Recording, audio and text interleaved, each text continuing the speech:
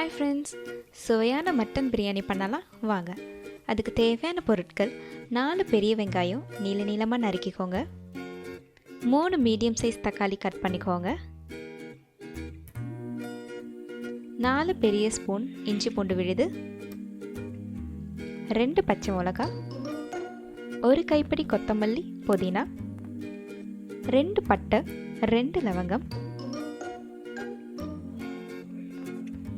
ஒரு பெரிய size lemon, 1/2 kilo பச்சரிசி. நான் புல்லட் ரைஸ் எடுத்திருக்கேன், நீங்கள் பாஸ்மதி ரைஸ் கூட யூஸ் பண்ணிக்கலாம். 3/4 கப் தயிர். குக்கரில் 1/2 கிலோ கறி, 1 கப் தண்ணி, மஞ்சத்தூள், மிளகாய்த்தூள், உப்பு போட்டு 2லேருந்து 3 விசில் விட்டுருங்க. இந்த ஸ்டேஜில் 50லேருந்து 60% கறி நல்லா வெந்திருக்கணும்.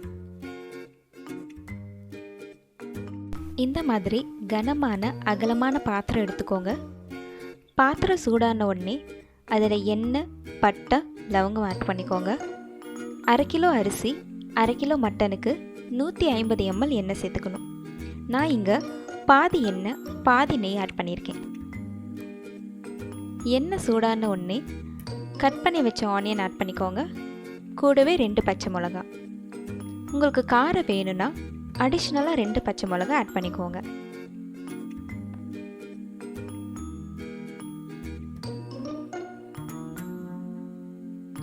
வெங்காயம் பொன்னிறமாக வர வரைக்கும் வதக்கிக்கோங்க.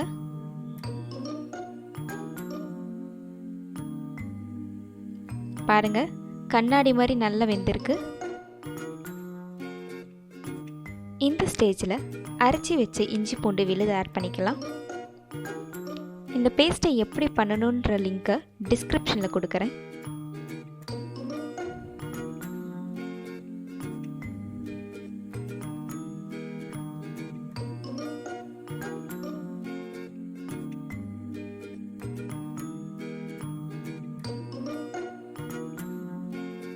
பாருங்க, வெங்காயம் இஞ்சி பூண்டு விழுது நல்லா வதங்கியாச்சு. இந்த ஸ்டேஜில் கட் பண்ணி வச்ச தக்காளி ஆட் பண்ணிக்கலாம்.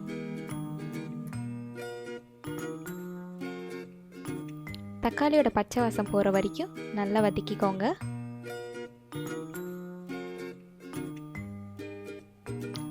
பாருங்க, தக்காளி நல்லா வெந்துருச்சு.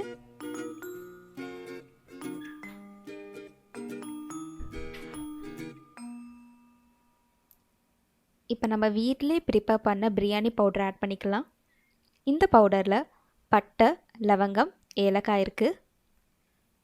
இதை ஆட் பண்ணுறதால நம்மளுக்கு நல்ல ஒரு அரோமா வரும்.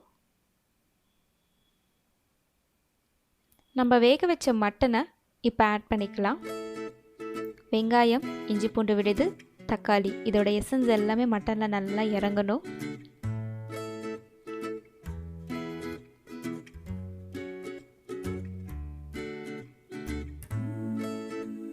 எல்லாமே ஒரு சேர நல்லா வதக்கிக்கோங்க.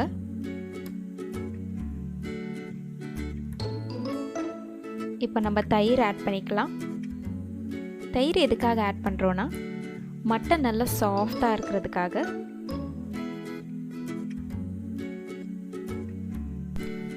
பாருங்க, நல்லா உங்களுக்கு பிளெண்ட் ஆகிருக்கு எல்லா மசாலா, தக்காளி, வெங்காயம், கறி இதெல்லாமே.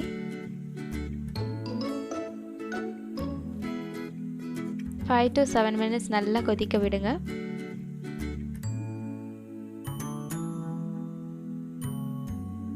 கொத்தமல்லி, புதினா ஆட் பண்ணிக்கலாம். இது ரெண்டுமே பிரியாணிக்கு நல்ல ஒரு ஃப்ளேவர் தரும்.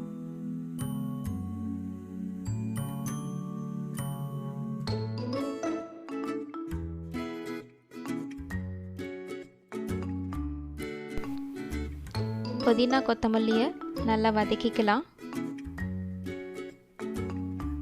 நம்ம மட்டனுக்கு வேக வைக்கும் பொழுது யூஸ் பண்ண தண்ணியை நம்ம இப்போ சேர்த்துக்கலாம். மட்டன் ஏற்கனவே 50லேருந்து 60% நல்லா வெந்திருக்கும்.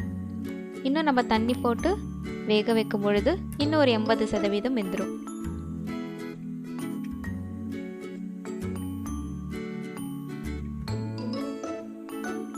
இது நல்லா கொதி வந்த உடனே மூடி போட்டு 5லேருந்து 7 நிமிஷம் கொதிக்க விடலாம். இந்த மாதிரி அகலமான பாத்திரத்தில் பிரியாணி செய்யும் பொழுது நம்மளுக்கு அடிப்பிடிக்காது. அதே மாதிரி நம்ம கிளறதுக்கு ஈஸியாக இருக்கும். இந்த பாத்திரத்தோட கெப்பாசிட்டி 1 kg.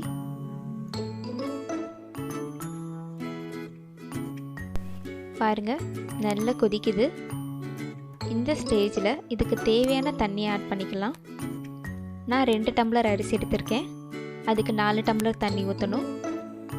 ஏற்கனவே மட்டன் வேகிறதுக்கு 1 டம்ளர் தண்ணி சேர்த்துருப்பேன். அந்த அளவெல்லாம் பார்த்து தான் நம்ம இப்போ ஆட் பண்ணணும். மட்டன் வேக வைக்கும் பொழுதே உப்பும் மிளகாத்தூளும் போட்டிருப்போம். நல்லா டேஸ்ட் பண்ணிவிட்டு இன்னும் தேவைன்னா நம்ம உப்பும் காரமும் சேர்த்துக்கலாம்.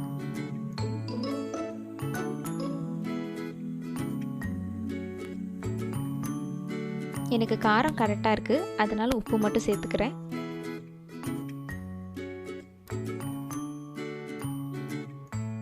நம்ம லெமன் ஆட் பண்ணிக்கலாம். லெமன் எதுக்காக யூஸ் பண்ணுறோன்னா பிரியாணியில் அரிசி உதிரி உதிரியாக வரதுக்காக. பாருங்கள், நல்லா கொதிக்குது. நம்ம அரிசி ஆட் பண்ணிக்கலாம்.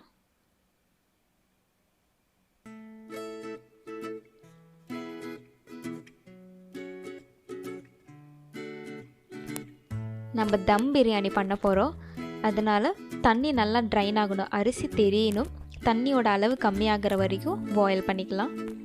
பாருங்கள், இன்னும் கூட நம்மளுக்கு தண்ணி கம்மியாகணும். ஒரு 5லேருந்து 10 நிமிஷம் வரைக்கும் நம்ம மூடி போட்டு வேக வச்சிடலாம். இது கரெக்டான பதம். தண்ணி லைட்டாக தான் இருக்கணும். இப்போ நம்ம ஒரு கிளாத்தை வச்சு கவர் பண்ணிக்கலாம். மேலே ஒரு மூடி வச்சுக்கோங்க. காற்று உள்ளார போகாத அளவுக்கு நம்ம டைட்டாக கவர் பண்ணிடலாம். மேலே ஒரு வெயிட் வச்சுருங்க. இதே மாதிரி 15 to 20 minutes அப்படியே விட்டுடலாம். பாருங்கள், நம்மளுக்கு அருமையான பிரியாணி ரெடி ஆகிடுச்சு. இதை நம்ம சர்வ் பண்ணிடலாம். கண்டிப்பாக இதை ட்ரை பண்ணி பாருங்கள் ஃப்ரெண்ட்ஸ், உங்களுக்கு ரொம்ப பிடிக்கும்.